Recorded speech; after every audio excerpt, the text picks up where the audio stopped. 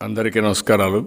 ఈరోజు ముఖ్యంగా ఇటీవల రాష్ట్రంలో మిచౌంగ్ తుఫాను రాష్ట్ర రైతాంగాన్ని అదే మరి రాష్ట్రాన్ని చాలా డ్యామేజ్ చేసింది. కానీ విని ఎరుగునటువంటి డ్యామేజ్ జరిగింది. దగ్గర 15 జిల్లాల్లో 22 లక్షల ఎకరాల పంట నష్టం జరిగింది. దీనికి కారణం పూర్తిగా ప్రభుత్వ వైఫల్యం. తుఫాను వస్తుందని ముందే హెచ్చరికలు వచ్చాయి. అది సముద్రం నుంచి మామూలుగా అయితే ఇంత సమయం పట్టే పరిస్థితి లేదు. విశాఖపట్నం నుంచి నెల్లూరు వరకు దాగుడు మూతలాడి కడాన బాపట్ల దగ్గర ల్యాండ్ మీద క్రాస్ అయ్యే పరిస్థితి వచ్చింది. అయితే ఇన్ని రోజులు హెచ్చరికలు చేస్తున్నా, భయంకరంగా వర్షాలు పడతాయని చెప్పుతున్నా ప్రభుత్వం ఏమాత్రం కూడా శ్రద్ధ తీసుకోలేదు. శ్రద్ధ తీసుకొనుంటే డ్యామేజ్ చాలా వరకు కంట్రోల్ అయ్యేది. మామూలుగా ఎప్పుడైనా సరే ప్రభుత్వాలు జాగ్రత్తగా ఉంటే, వాటర్ మేనేజ్మెంట్ సమర్థవంతంగా చేయగలిగితే కరువుని కొంతవరకు ఎదుర్కోగలుగుతాం. అయితే తుఫాన్ లాంటివి వచ్చినప్పుడు మనం తుఫాన్ నిలపలేం, కానీ దానివల్ల జరిగే ప్రాణ నష్టం, ఆస్తి నష్టాన్ని పూర్తిగా కంట్రోల్ చేసే పరిస్థితి ఉంటుంది, నియంత్రణ చేసే పరిస్థితి ఉంటుంది. అప్పుడే ప్రభుత్వం యొక్క సమర్థత, ప్రజలకు ఏ విధంగా మేలు జరుగుతుందో అర్థమవుతుంది. కానీ ఈ ప్రభుత్వాన్ని చూస్తే అనేక ప్రాజెక్టులు మీరు చూసినప్పుడు పట్టసీమ తీసుకొచ్చాం.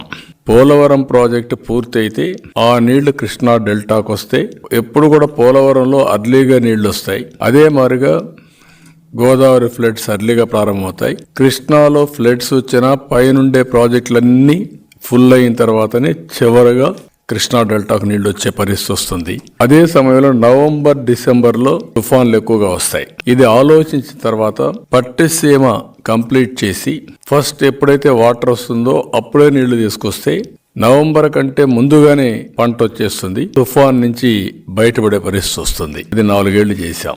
రైతాంగం చాలా హ్యాపీగా ఉన్నారు. ఇంకొక పక్క కృష్ణా నదీ జలాల కంటే గోదావరి నదీ జలాలు ఎక్కువ ఫర్టైల్, రైతులకు ఖర్చులు కూడా తగ్గుతాయి. దానికి కారణం కూడా మీరు చూస్తే గోదావరి జలాలన్నీ అడవుల్లో వస్తాయి. ఆకులు, ఈ యొక్క మూలికలు ఇవన్నీ కూడా కొట్టుకుంటూ అవన్నీ వస్తాయి.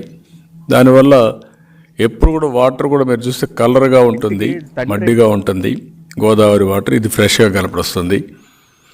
అలాంటిది 4 సంవత్సరాలు ఆ బెనిఫిట్ వచ్చింది. కానీ ఆ ప్రాజెక్ట్ నేను చేశాననే ఉద్దేశంతో ఈ ముఖ్యమంత్రి ఈ 4 ఏళ్ళు 5వ సంవత్సరం కూడా ఆపరేట్ చేయలేదు. ఆపరేట్ చేసి కానీ కరెక్ట్గా ఉంటే మనకు పులిచింతలు ఉంది పైన. పులిచింతల్లో ఎప్పుడు 40-45 టీఎంసీ నీళ్లు పెట్టుకునే అవకాశం ఉంటుంది. ఆ 45 టీఎంసీ నీళ్లు ఎప్పుడు అవసరమైతే అత్యవసర పరిస్థితిలో త్రాగునీరు కానీ సాగునీటికి కానీ కృష్ణా డెల్టా ఈ 2 జిల్లాలకు ఉపయోగపడే పరిస్థితి వస్తుంది. దాన్ని కూడా పూర్తిగా నిర్లక్ష్యం చేశారు. దానివల్ల ఈరోజు మీరు చూస్తే విధి లేని పరిస్థితిలో ఈ సంవత్సరం ఆపరేట్ చేశాడు. లేకపోతే తన్నేవాళ్ళు పట్టుకొని, అందుకని ఆపరేట్ చేశాడు. అప్పటికి లేట్ అయింది. జరగవలసిన నష్టం బాగా జరిగిపోయే పరిస్థితి వచ్చింది. రెండోది, ప్రభుత్వం వచ్చిన తర్వాత ఇరిగేషన్ పైన పూర్తిగా సీతకన్నేశారు. మొత్తం సర్వనాశనం చేశారు. కనీసం ప్రాజెక్టులు మేనేజ్ చేయలేకపోయారు. దురదృష్టం ఏంటంటే ఏ ప్రాజెక్టు కూడా సక్రమంగా మేనేజ్ చేయకుండా ఎప్పుడు కూడా ప్రాజెక్టులు కట్టడం ఎంత ముఖ్యమో, ప్రభుత్వ ఆస్తులు నిర్మాణం చేయడం ఎంత ముఖ్యమో, ఆ ఆస్తుల్ని మెయింటైన్ చేయడం కూడా అంతే ముఖ్యం. నేను కంబైన్డ్ ఆంధ్రప్రదేశ్లో ఫస్ట్ ప్రాజెక్ట్ మీరు చూస్తే మన ఆదిలాబాద్లో కడియం ప్రాజెక్ట్. ఆ ప్రాజెక్టుకి ఇదే మార్గ వర్షాలు వస్తే, వర్షాలు వచ్చినప్పుడు సరిగా వీళ్ళు మెయింటైన్ చేయకపోతే ప్రాజెక్టు మీద నీళ్లు ఫ్లో అయినాయి. ఆ గేట్లు అవన్నీ తెరుచుకోలేక అప్పటి నుంచి ప్రాజెక్టుల మెయింటెనెన్స్ కోసం డబ్బులు పెట్టాం. ఈ ప్రభుత్వం వచ్చింది. ప్రాజెక్టుల మెయింటెనెన్స్కి ₹1 ఖర్చు పెట్టడం లేదు. అందుకే మీరు చూస్తే మొదటిది అన్నమయ్య ప్రాజెక్ట్ కొట్టుకోబోయే పరిస్థితికి వచ్చింది. ఫస్ట్ టైం గేట్లు పోయినాయి, అక్కడ డ్యామేజ్ అయింది, పట్టించుకోలేదు. తర్వాత ప్రాజెక్టే కొట్టుకోబోయింది, అయినా పట్టించుకోలేదు. రెండోది పులిచింతల గేట్లు పోయినాయి, అది పట్టించుకునే పరిస్థితులు లేరు, సరిగా కూడా రిపేర్ చేయలేకపోయారు. మూడోది ఇక్కడికి వచ్చే కొందికి గుండ్లకమ్మ ప్రాజెక్ట్. పోయినసారి గేట్లు పోయినాయి, నేను పోయి వచ్చాను. ఆ రోజు నేను విమర్శించాను, పబ్లిక్ మీటింగ్ పెట్టుకొని అక్కడనే విమర్శించాను నేను. ఇంత అజాగ్రత్త ఏంటి, ఇంత దుర్మార్గమైన పాలన ఏంటి? కనీసం మీరు గేట్లు పెట్టాలంటే కూడా అప్పటికే కాంట్రాక్టర్ రాలా, వీళ్ళు టెండర్ పిలిచినా వచ్చేవాళ్ళు లేడు. ఈసారి అదే జరిగింది. వీళ్ళు టెండర్ పిలిచినా గేట్లు పెట్టడానికి 8 కోట్లు 9 కోట్లది. 8 కోట్లకు టెండర్ కోసం కాంట్రాక్టర్ రాలేదంటే ఈ ప్రభుత్వం పైన విశ్వాసం లేదు. ఇంక వీళ్ళేం మెయింటైన్ చేస్తారు కాంట్రాక్టర్లు? వీళ్ళు ఏ విధంగా మెయింటైన్ చేస్తారు? ఈసారి మళ్ళీ కొట్టుకోపోయింది. 2 TMC నీళ్లు కరువు ప్రాంతంలో ఏదైతే పంట పొలాలకు ఇవ్వాల్సిన నీళ్లు మొత్తం వెళ్ళిపోయే పరిస్థితికి వచ్చింది. ఈరోజు ఇలాంటి సంఘటనలు చాలా జరిగాయి. దీనివల్ల 8 మంది ఈ యొక్క తుఫాను వల్ల దెబ్బతిన్నారు. 7 మంది రైతులు ఆత్మహత్యలు చేసుకున్నారు.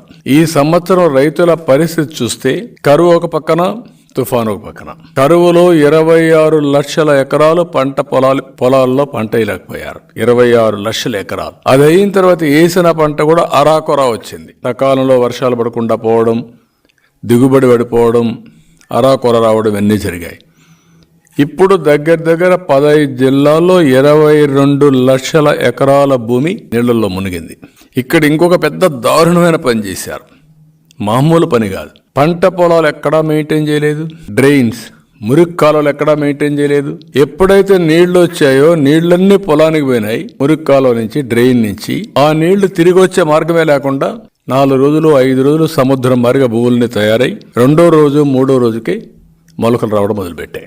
ఎప్పుడైతే ఆ డ్రైన్స్ కానీ సరిగా కానీ మెయింటైన్ చేసుంటే నీళ్లు వచ్చినా మళ్ళీ ఆ నీళ్లు వెళ్ళిపోయి ఉంటే కొంత డ్యామేజ్తో పోయింది. ఇక్కడ మీరు చూస్తున్నారు ఆ ఫోటో, ఇదే సీన్. ఇది తక్కువ సీన్, ఆ మాత్రం పంటన కలపడింది.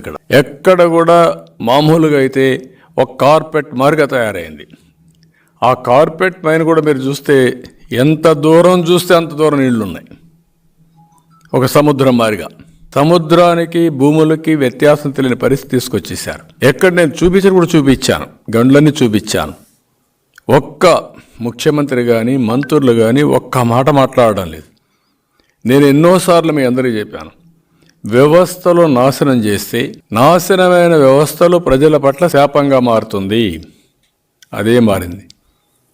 ఈరోజు ఏదైతే డ్రైనేజ్ వ్యవస్థను పట్టించుకోకుండా, ఇరిగేషన్ వ్యవస్థను పట్టించుకోకుండా, సకాలానికి వీళ్ళకి రైతులకు సరైన సూచనలు ఇవ్వకుండా, ఇష్టానుసారంగా చేసి కడాన రైతుల్ని మొత్తం ముంచేశాడు.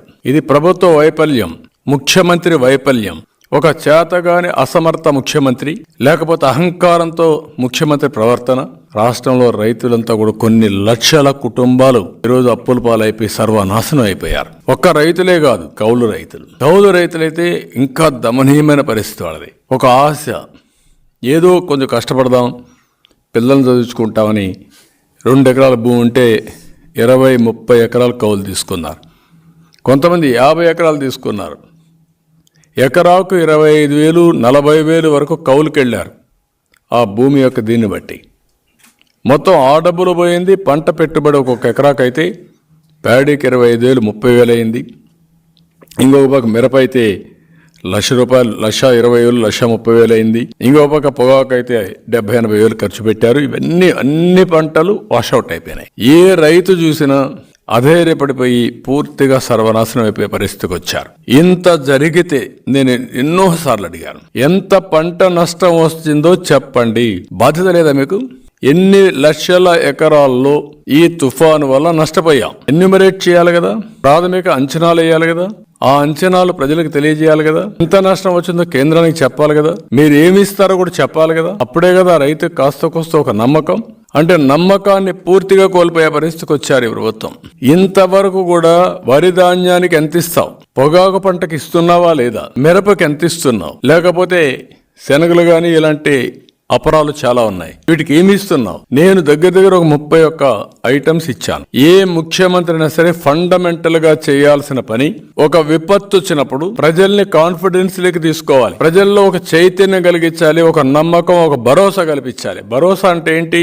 నేనున్నానని భరోసా ఇవ్వాలి. ముఖ్యమంత్రి అంటే ఒక బాధ్యత, అంతేగాని దోపిడీ కాదు. ఈ రోజు ఏం జరిగింది ఇప్పుడుగానే అడుగుతున్నా, ఎన్ని లక్షల ఎకరాలు నష్టమైందో చెప్పమని అడుగుతున్నాను ఈ ప్రభుత్వాన్ని. 15 జిల్లాలు, శ్రీకాకుళం జిల్లా నుంచి మీరు చూస్తే నెల్లూరు, చిత్తూరు వరకు మొత్తం నష్టపోయారు. వాళ్ళు నష్టపోయిన తర్వాత ఏ జిల్లాలో ఎంత పంట నష్టపోయారో ఇంతవరకు చెప్పలేదు.